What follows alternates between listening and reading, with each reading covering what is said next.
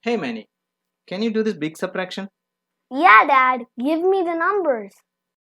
5 0 0 0 0 0 0 minus 3 2 8 6 9 0 1.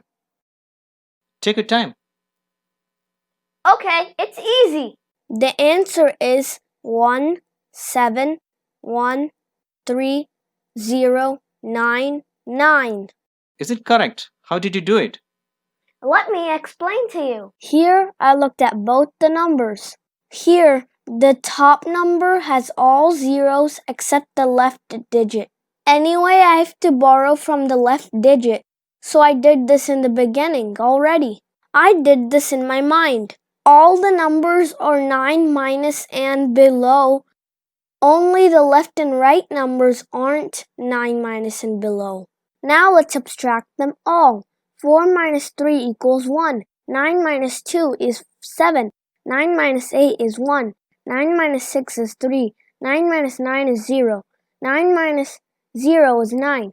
10 minus 1 is 9. The answer is 1713099. Oh, I should have given you a bigger problem. Yeah, I'm ready! Math looks hard, but it's very easy. Join with me.